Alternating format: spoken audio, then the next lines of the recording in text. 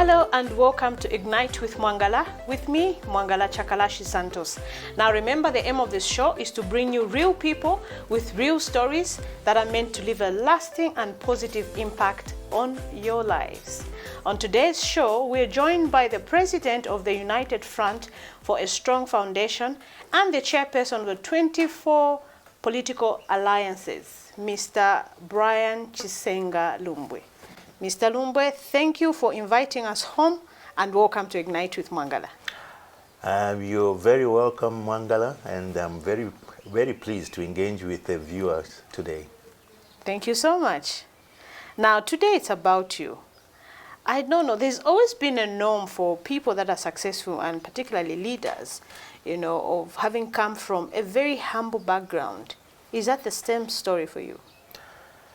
Yeah, it depends on humble, because there is humble in rags to riches, and there is humble in perhaps what you would call a middle class.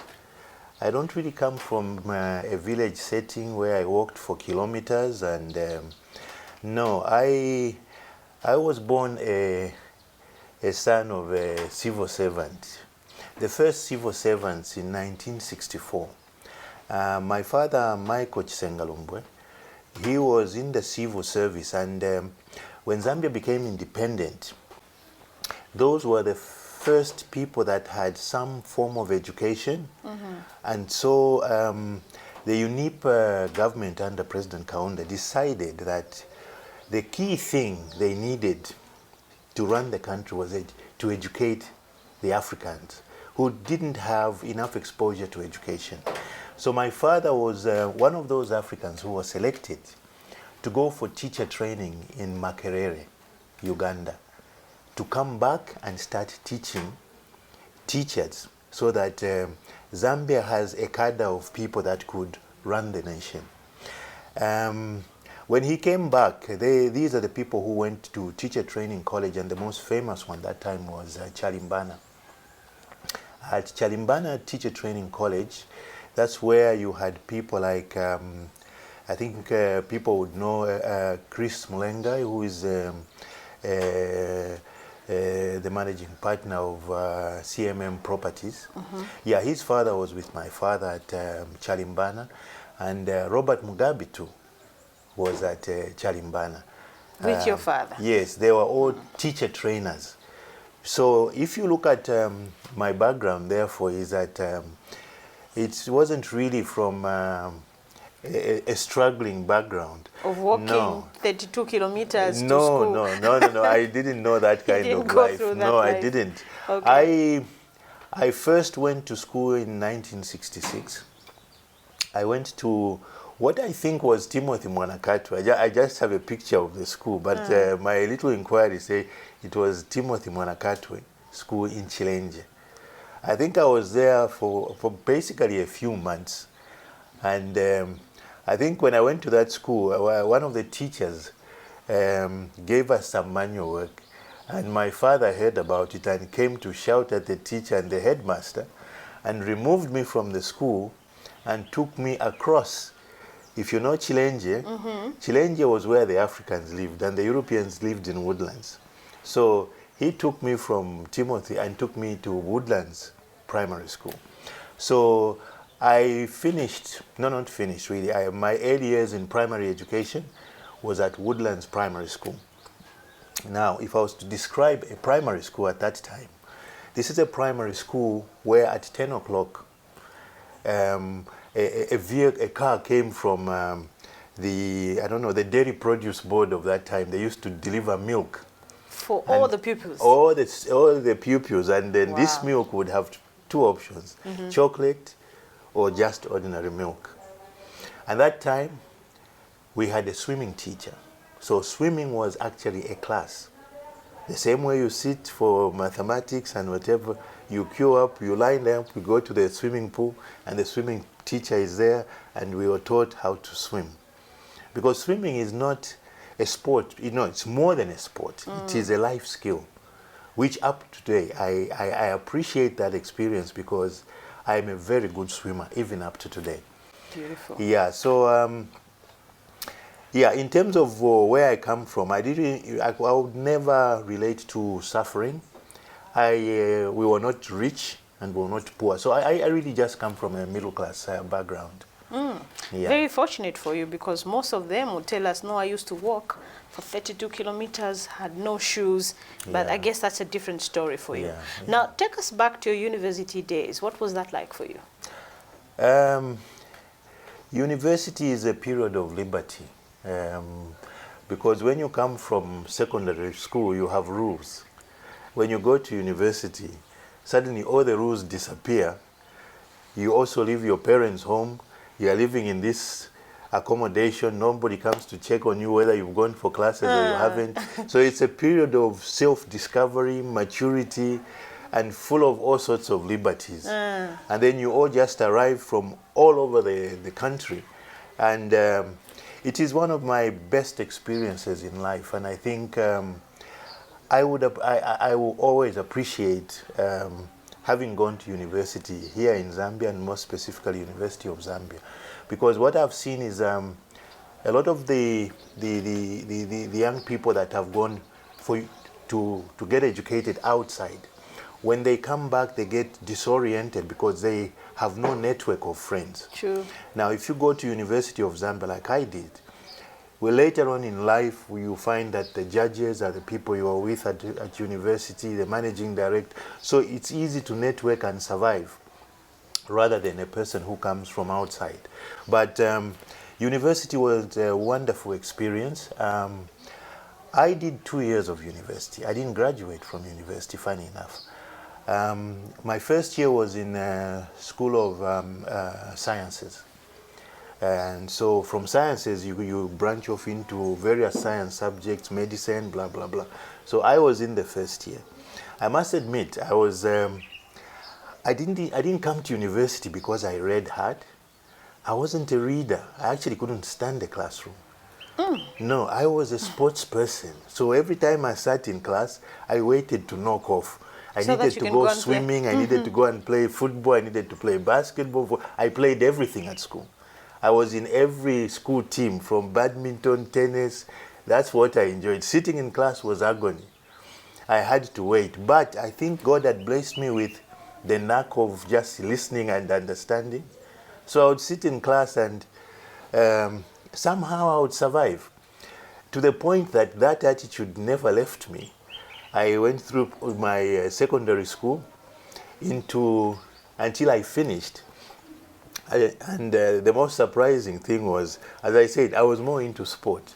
So when we got to Form 5 and the last exam before we did our finals, so we did those, I think they were called mock exams, whatever, but they were the last ones before that. So we did those exams and went away for holidays. So when we came back, we went back to the classrooms. And so everybody in class was asking, so who came number 5? Who came number 6? Who came number... Now, normally, parents used to collect reports to go and pick them up. Yes. So I sat there and realized, wait a minute, my father never came to get my report form. So we sat and, everybody was, this one came number. So the top 3 students had come 2, 3, and 4. So my friend and I, my best friend that time, Raphael Songwe, he's late now. He was a footballer in Kawe Warriors. We went straight to the headmaster's office to look for my report form. So when we got the report form and we were going back, we were opening and chatting. And so we were looking at the results and we were saying, we checked position, there was just 1. We checked number, we couldn't find, position, we went again, we checked 1. It was still number 1. Oh, wow. So I came first in the grade 12s or Form 5s at that time. And I couldn't believe it because there was just a tick. And I went back to announce to the whole class. They couldn't believe it. Now, there was one girl, she was an Indian girl, who studied a lot. She broke into tears. Oh, wow. Because she came second. So did you see that coming? No, as I said, you could almost say I was more into sport, playful. People say playful. No. I just was a sports person. School was a drag. to sit there and listen, I found it boring. So, but I was able to grasp. I suppose one thing I would say I was lucky is that I've always had a competitive spirit. So even when I sat in class, I sort of listened because there was this thing about who came first, number 5. So I listened with half an ear. I followed and whatever, and because for me, my weekend, my entire grade 12, I never spent at home. I was playing basketball. What had happened is the biggest team in Zambia at that time was Kabwe Cat, sponsored by Zambia Railways. So that team was the best in the country. So they came to our school to look for young fresh blood to go into the team. So they picked 30 of us to go and do for trials. Out of that 30, they picked 2 of us. It was myself and a gentleman from Uganda called Aguma. I don't know where he is now. We were picked, and so I became part of Kabwe Cats while I was at school. So every weekend we went for league games all over the place. So my life of reading, whether it was for grade 12, whatever, I was reading while going for a basketball match. So you were talented and gifted. Now, I know there are young people that are watching that are so much into sport, and they're saying, so there he goes. You know, he was not studying, but still managed to come number 1. No, how do you help them? I didn't say I wasn't. I couldn't have. No, I said I was competitive. Okay, fantastic. But now, how do you help them to strike a balance? Because, you know, kids of nowadays would rather do sports and not focus so much on studying. That's why I'm saying you're blessed. I mean, you were not very competitive, but ended up becoming number 1. So how do we help the young ones there to strike a balance between their sport? And I'm asking because I have a son at home who his focus is now on football. And it's a struggle for me to say, you know, study and still play football. So how do you help them to strike a balance? I think the parents are doing their part in trying to emphasize the education part. Some parents even kill the sports part and say focus on education. Which is not fair. Which is not right, because a holistic approach to a human development includes sport is one of them. There is the mental side. What is it? We could say it's a mind, soul, and spirit. There's the spiritual side, the mental side, and the physical side. They all come into play. That's why you find that when people finish education, they now have all the money they do. Now they are trying to start sport, which they just have no idea. They can't enjoy it. But I think the most important thing that's lacking is counseling at the schools. Because as I said, I did not really enjoy classroom. I found it boring. But because there was competition in place, I studied. When it was time to study, but I didn't study the whole term. I studied when the exams were near. As and when. And then I just went and sat and crammed everything in. But I would have been much happier, perhaps, if I had, at school, counselors who gave us counseling about how to balance our life in terms of education and the various aspects. Because I think a lot of this counseling has been left to parents, and parents, children don't listen to parents. They always have a preconceived idea about what the parents will say, and therefore they will not agree or shift their positions. So if it's being done from a school perspective, I think it would help a lot. It's very important to have counselors at school, because some of the most intelligent children are also the most talented. Some of those who are not so talented need to be given a balance where that they still engage in sport. It doesn't mean that if you're not sporty but you're very intelligent, you forget your physical needs. All you do is get home, study, come number 1, get home, study. Then one day you finish school. One day you have a job, you have all the money. Then what do you do with your life? You then start realizing there are gaps here and there. To fill them up at that time is too late. Wow. So there is no sport without the mentor. The mentor needs the sport. It's a question of balancing both. Beautiful. I've seen people kill a child's talent simply because they think education, mental education, is going to get them a job and money. Life is not about jobs and money. Life is about fulfillment. So whatever the child will come and be does not necessarily mean it's about having houses. Because even if you have 56 houses, 76, you're still going to have one piece of bread and a cup of tea. All that money in the bank is of no use. Business is a game. If you find business becomes a strain, then you have a problem. Business is a game. You lose some, you win some. There is no, you don't kill yourself because you've lost money. So business is a game, just like sport is a game. That's where you're in competition. In business, you're competing. If you're in an office environment, you're competing for positions. You're competing for attention from. So in sport, you learn a lot of competition discipline, teamwork. But at the same time, you're competing for status. Sometimes that status in a sports team means more money. In business, it means a promotion. So it's the same ball game, but you have to be balanced. So if you go to a first world country, and you find a school, you go to Japan, UK, America, Canada, you find a school, you will find a sports teacher, you will find a swimming teacher. These are all people with specialization, a music teacher, an art teacher, okay? Now, since 64, we rubbed off all these others and left the academic teachers. So what we have now with the nation, we now have a nation of children who have nothing to do after making money. So they take the money to drugs, illicit sex, and all that stuff fall into place. Because the school now is built around a classroom and an academic teacher. Where is the music teacher? Where is the swimming teacher? Where is the football teacher? And these are opportunities for a country to create jobs. Because those who are talented in sport, music, and whatever, they can still get jobs with their talent and what they enjoy. They are not looking for driving Mercedes. They're not looking for 50 houses. They just love their passion and they do it. They don't admire anybody for making money. So our educational system must go back to having all these teachers that deal with the various aspects of a human being, to create a holistic Zambian that when he stands up, he's balanced in every sphere.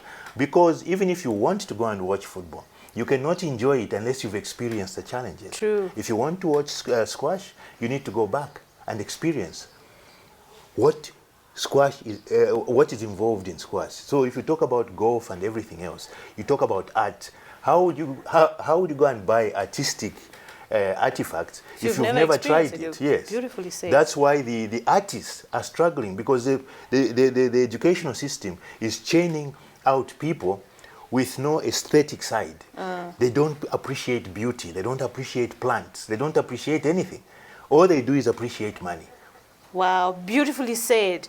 So we take a short break. When we come back, we continue talking to Mr. Brian Chisengalumbwe, who is the president for the United Front.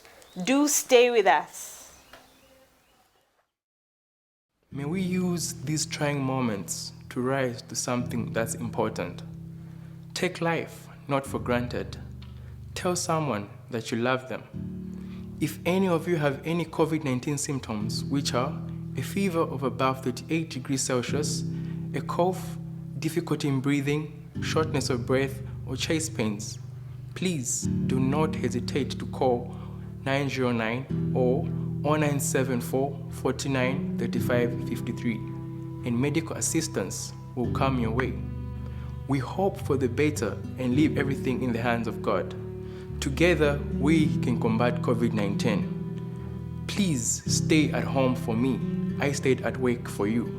Be that change. Please do your best to stay at home. If you must leave your home, please remember to mask up. Keep social distancing of at least 1 meter and wash your hands often with soap and running water or any alcohol-based hand sanitizer.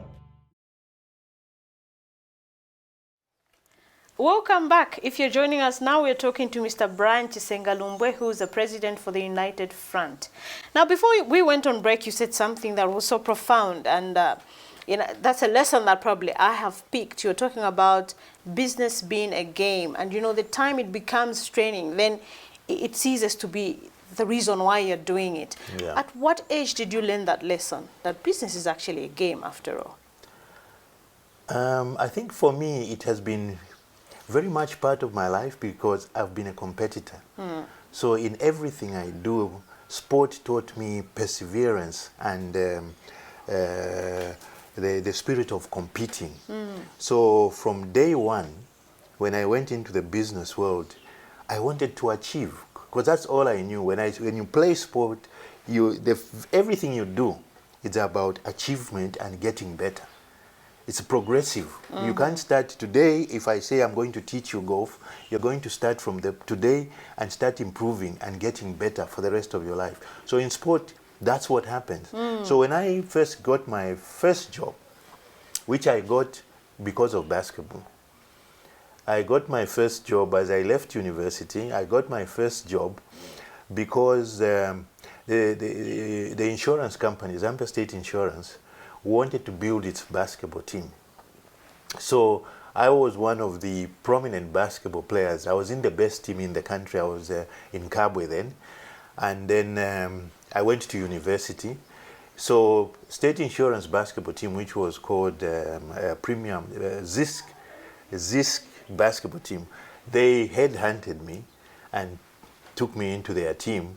And so when I was getting the job, they drafted my application letter. I just signed it. Whoa. And walked off, and I had no idea about insurance because I never did commerce in school. I mean, so I just walked into this insurance company, no clue what this business was all about. All I knew is that hey, I'll work half day and then go and play basketball. So that was great. Was that for the me. arrangement? That Yes, you work half we day worked and then... half day and the rest. Wow. No, not half really, but let's say 3/4. We knocked off at 15 and went for training.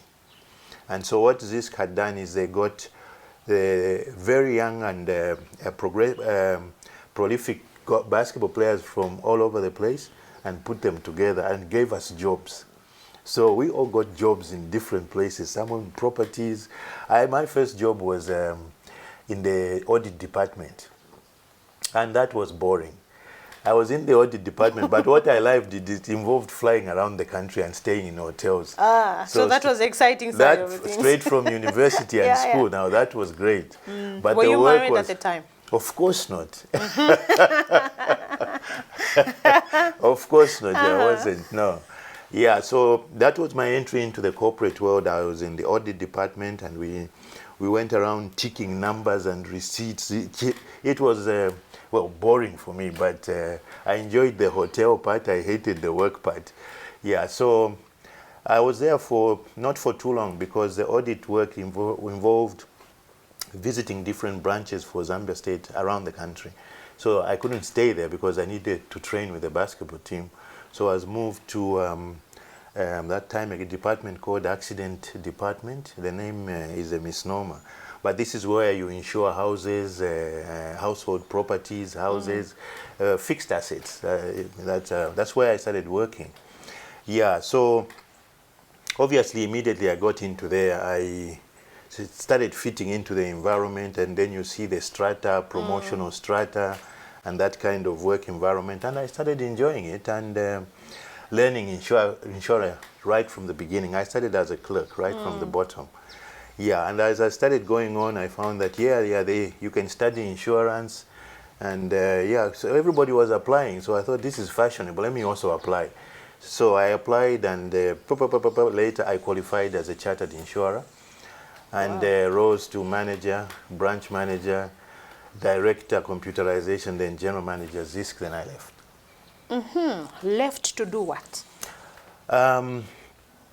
When I left Zisk, whilst I was in Zambia State, I had all sorts of perceptions about how to make my own money out of this thing I'm sitting in. I monitored how money was being made in a claims department where cars were being insured. But then I also had this knack of being solution-oriented rather than being part of the problem. So I started figuring out how to solve some of the problems. So I started picturing in my mind how I would go and make money outside of the problems I had seen.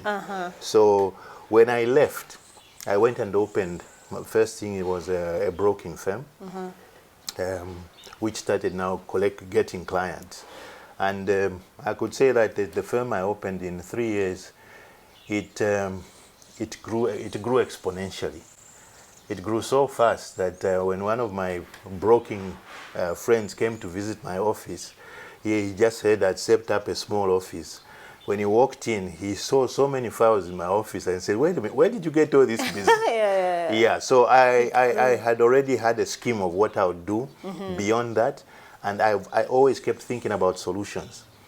And I started solving solutions. Then I saw another problem in the motor department where cars were being bashed. It took 6 months for a car to be repaired, 8 months. So I came up with a scheme to do that whole process in 3 weeks. So I went and sold it to the insurance companies, and that's how those two business I was running started off.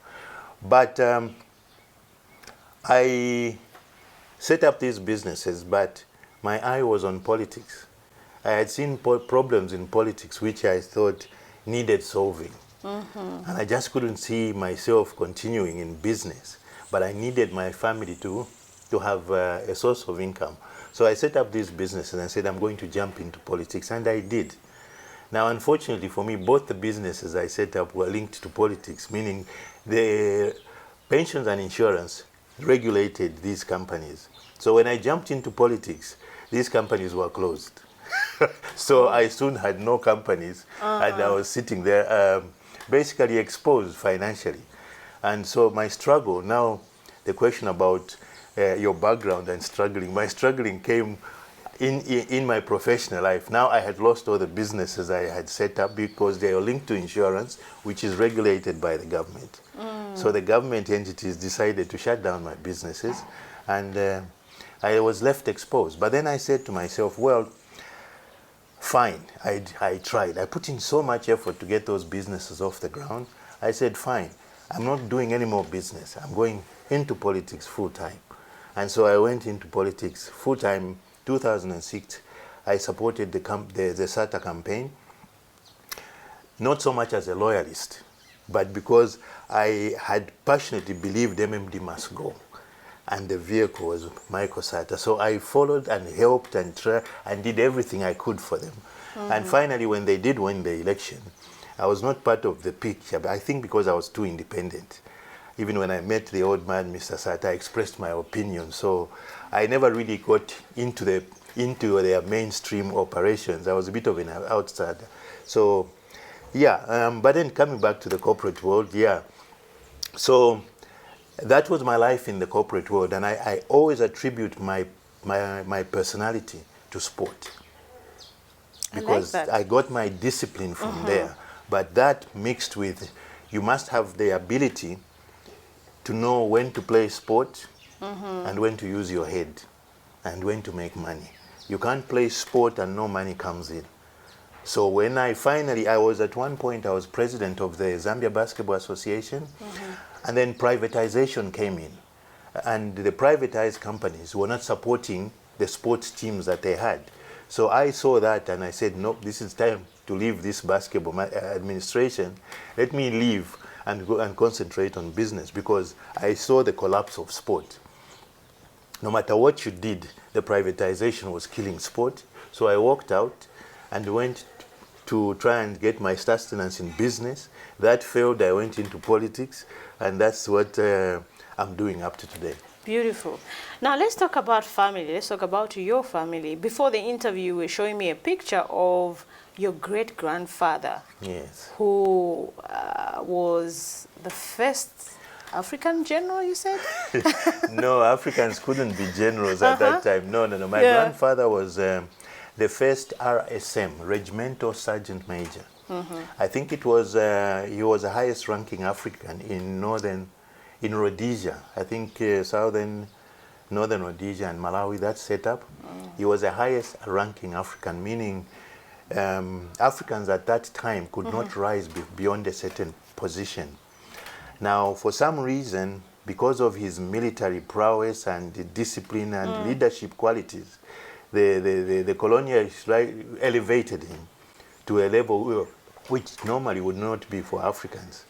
So he was the first RSM in the Northern Rhodesian regiment.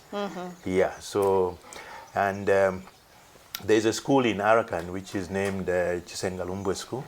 That was named after him? It was named after him, great. yeah. He fought in the first First and Second World War. There are very few people who did that. He fought in the First and Second World War. He fought in Abyssinia, I think that was Ethiopia, and then he also fought in Burma. So this is the 1940s and 1980s, whatever, the two wars. And I think we have a picture. I hope the cameras can pick this. That's him, right? That's him. What was his name again? Mutale Joseph Chisengalumbwe. Oh, great. And I know you also talked about Mr. Yoram Mumba, who happens to be your uncle. Yeah, Mr. Yoram Mumba was one of the courageous men that wanted to remove Kaunda from office. In these items people call coups. We see where your political life comes from. Well, I think it's genetic. From my paternal grandfather, I see a lot of discipline, courage, fearlessness, and that kind of thing. Not that I sat down to say, let me emulate him, but I think genetics is everything about who we are. True. If your great-grandfather was a coward, I think the chances are you'll be a coward. You fear your own shadow.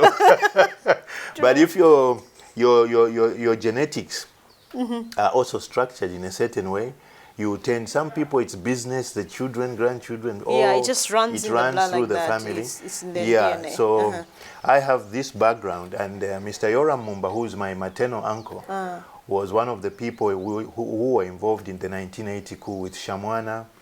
And how old were you when all that was happening? The coup, 1980 from 59.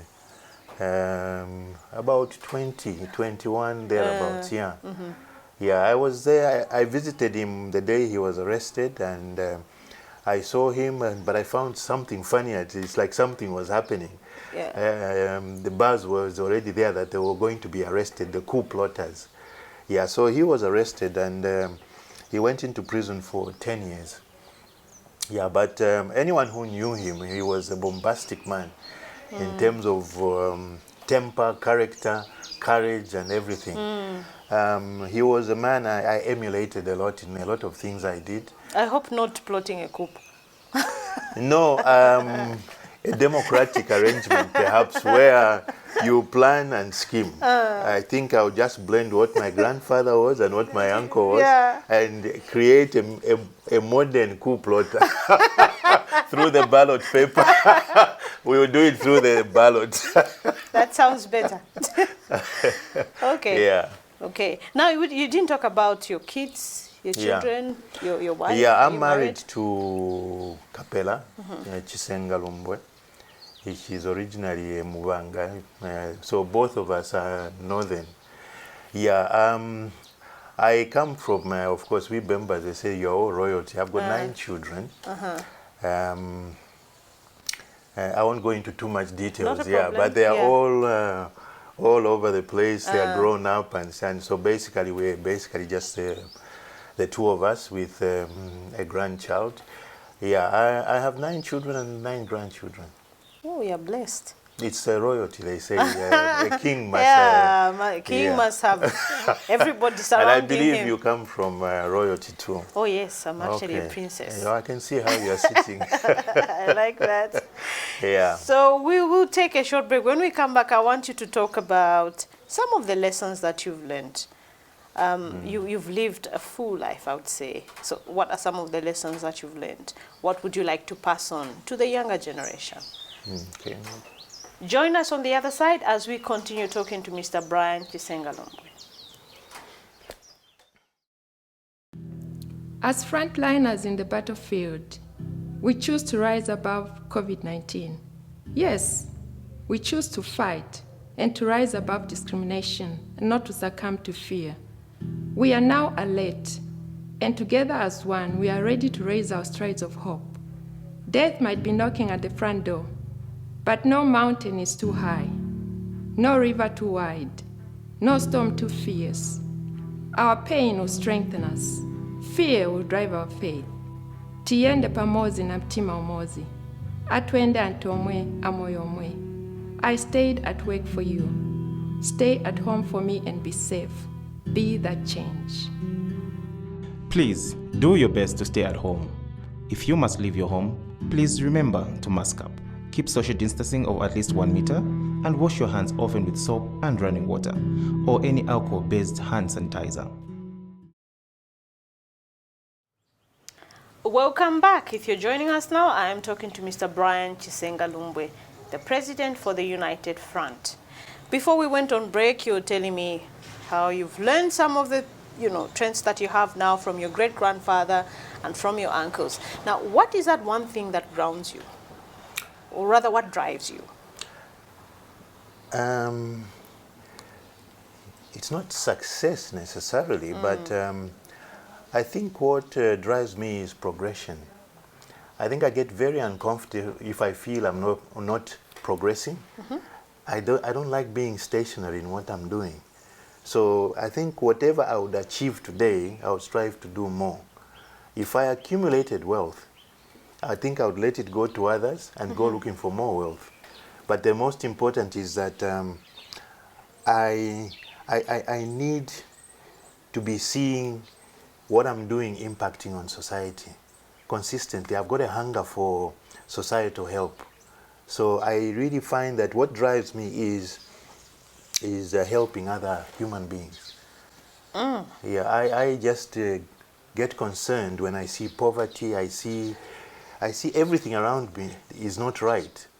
And then I look at other countries and make a comparison, and I say the average person is looks healthy. The average person here looks unhealthy. Then I say there's definitely something wrong. So what is the solution? Yeah. And so that drove me into politics. Great. Yeah. If you look at where you're coming from and where you are now, what are some of the lessons that you've learned? I think essentially it's identity. I think to me the most important thing about any human being is identity, understanding who you are. Because God put us on earth to achieve certain things, and then He gave us certain gifts.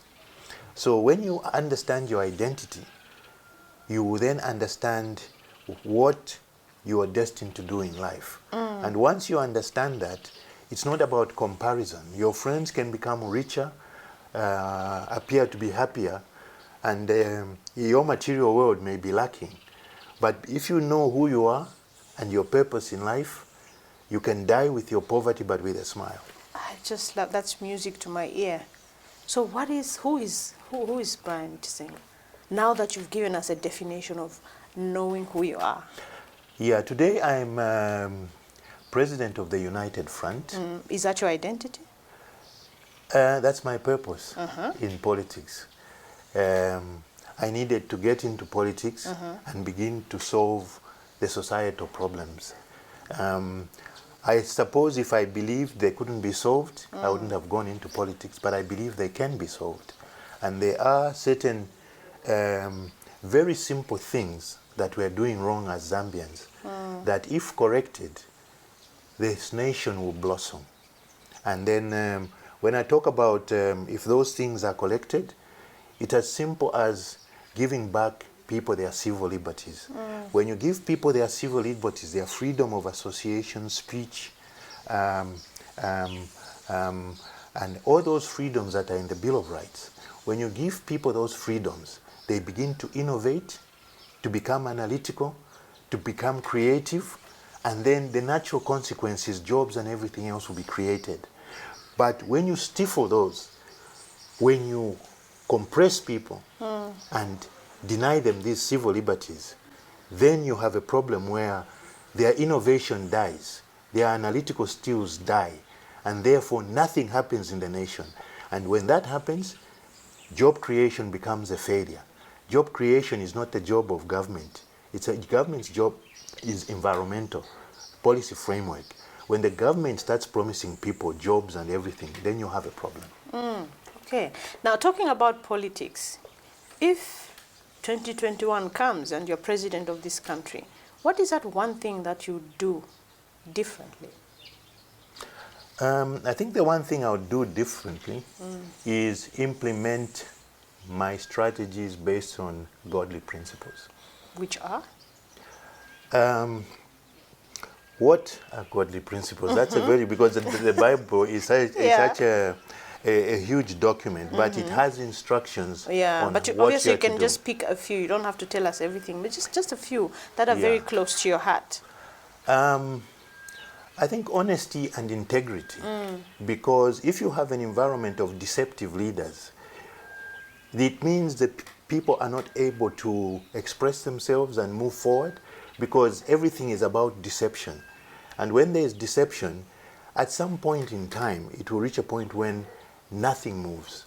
So if I was to sit in State House from day one, it's to start dealing with the truth, to be able to go to the people and tell them the truth.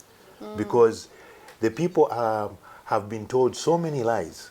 Politics has become synonymous with telling lies, deception. That's why where we've reached now, the average Zambian does not trust a politician. He has no confidence in a politician, has no respect for a politician. And when I say politician, it doesn't have to be all politicians. It's the politicians that are the major players in the political environment. Where we've reached now, the voters themselves must come together in a voters' movement to find new leaders, because the politics that are at play now are politics of deception. And deception never moved any nation. You merely deceive yourselves as political leaders. So our party, together with the 24, an alliance of 24 political parties, we came together as small parties because no one wants to listen to the truth individually. Maybe if we come together, people will listen. But the first lesson we learned when we got together is that even if you are a God-fearing politician, the environment for politicians has been so messed up that no one will believe what you say. So we said, right, instead of us trying to champion our cause to try and bring people to us, let's go to the people. So we've created a 1 million plus movement for the people, the voters themselves. We want those voters who are not happy, who don't trust Zambian politicians, to come together as a movement and find new leaders. And we find a new political vehicle to go into the next election. If all the upright, right-thinking Zambians came together away from the old recycled politics and political parties and politicians, we are going to have a new environment in 2021, without doubt. Okay. Now, as we are chatting here, I'm looking at your glove and I'm wondering, was I also supposed to be in a white glove or something? What is that supposed to the mean? white glove is a symbol for a peacemaker. Also, is that your identity? Is that what people identify you with? Yes, I think I've come on the political scene in the limelight pretty late. They remember the glove more than my name. So that's a strategy too. But the glove is not personal. It's part of the movement in that if I said to you, how would you identify a cadre? A cadre, in order to be identified, is a very clever person, wears a beret, wears military boots, and wears clothes that will frighten you. So he has created an identity because the cadre has realized that he's at war with the believers. If the believers took power, his relevance would disappear. So the cadre has always known that he's at war with the believers, but the believers have no identity. Because the cadre is violent, you can identify him. How can you identify a peacemaker? A person who doesn't like violence. The people who don't like violence, peacemakers, have no identity. So that even the other voters who don't like what they don't like cannot come together. So as an alliance of 24 political parties, we said, let's create an identity for the peacemakers, for the peace lovers, so that in the voters' movement, they can also say, this is ours.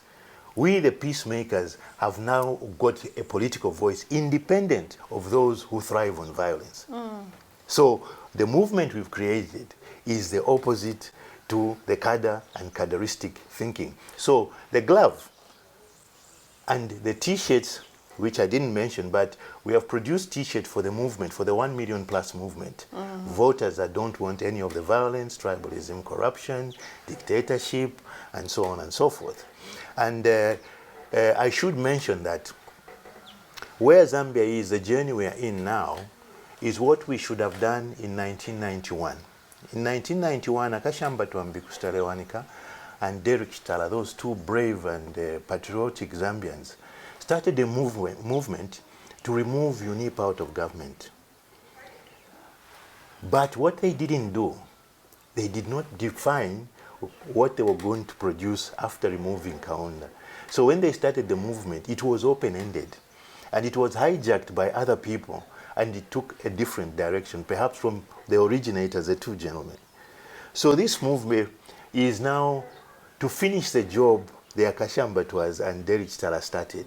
We are now trying to organize the voters to come and finish the job that those two didn't finish, which is they didn't define the objectives of the movement after removing UNIP.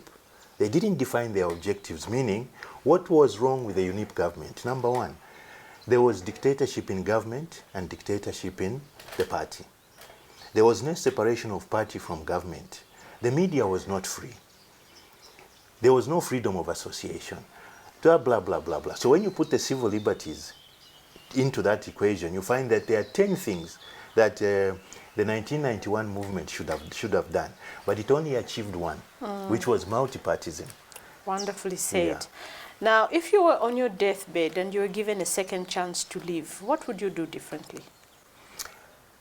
That's very interesting. It's a very interesting question. I've never really thought about it. What would I do differently? I think I wouldn't change much because I have lived my life based on principles. So I wouldn't change much because if I said I would do things differently, maybe not going to politics and go and make more money, that's the only other route. Are you choosing economic success or political success? I discovered very early that economic freedom without political freedom becomes meaningless. So every Zambian that took the route to economic freedom and made money, finally the political mess has caught up with them. So if you sort out the political mess, for everyone else there will be economic freedom and happiness. So we all now have to stop, leave the economic route, let us look at politics and help each other change the politics so that they start serving economic emancipation. Now, in doing that, I must be very clarify one point. A lot of Zambians do not know how to participate in politics. The way you participate in church is how you participate. Church and politics is mother and children. Politicians are like children. The church is the mother. Okay? So the way you participate in politics is what you do in church. If you are not an active politician, you support by sending in some money or by ideas. So there are many ways, but you need to do as much as possible. You need to do something in politics in order to help politics, just as you do something to the church to help the church. So the two is what constitutes Zambia. Beautiful. Yeah. What is that one thing that Zambians don't know about you? That is another interesting question. I've been so open in my living that I've hardly kept secrets other than what every other normal person keeps secrets. Yeah, I can't really think of anything that That Zambians don't know. I've never kept out of the open, because when I meet people and they say, help us with this, help us, I'll tell them I have no money. I am like a priest. I have lost everything because of my politics. But someone has to go in there, sacrifice, solve the problem. So I have left the economic issues. So I am a very poor man, no money, with an agenda for the country. So Is that one thing that Zambians don't know about you, that you're a poor man? yes, because God has a way of looking after me. When I say I'm poor, they always say, no. Don't use those words. I think I did tell you that before the interview. Don't use those don't words. Don't say you're a poor man. No, the Bible is very strange because I picked John 8 verse 32 and said the truth will set you free. You also picked a different section of the Bible and said no, never utter words of blah, blah, blah, blah. Let the weak say I am strong. Let the poor say I am rich. Yeah, but in politics, if I do that, if I don't tell the people I lost all my investments and all my, they won't help me. So is that the reason why you openly say I'm poor so that people can come and help? Because it's the nature of politics. You must be honest and say I have nothing. We leave it there. What is your last message? People that are watching you now, what message would you like to pass on to them? Yeah, I suppose I would start with the youth, that it is important to identify very early in life who you are. Because once you know your identity, nothing around you will separate you. And it's very important to know where you're coming from, family and otherwise. Because whatever you do, you carry your family name. And reputation is gold. Maintain your reputation. To the mothers, they're the ones who are cropping the children. They have a huge responsibility for the nation. They have to teach their children the various aspects. They have to expose their children to various things so that the children may have enough things to choose from and find where their comfort zone is. It's not always about money. It's about a purpose in life. Yeah, I think the last thing I would like to say about to the Zambians is that it's important that at this point, in terms of the dissatisfaction, the disillusionment in terms of the politics in the nation, it's important that the voters stop looking at politicians for solutions, that the voters start looking at themselves for solutions. You have to come together as voters and create a united bloc and then decide what type of politics you want in 2021. 2021 is exactly 30 years after the MMD movement, which did not solve the key problems created by the UNIP. So if you don't solve them in 2021, you're going into a serious crisis. Mr. Brian Chisengalumbwe, thank you so much for opening your home to us. This has been beautiful. I mean, I love the flowers. I was looking, I'm saying, I must carry a plant as I go back to the studio. No, thank you welcome, so much. Mwanga. It was nice talking to you and hope to have you back on Ignite. It's my pleasure, Mwangala, and I really appreciated interacting with the viewers. Thank you very much. Thank you so much. So there you have it. Know who you are, and when you know who you are, nothing can shake you. This has been Mwangala Chakalashi Santos. Join me for another exciting episode of Ignite with Mwangala.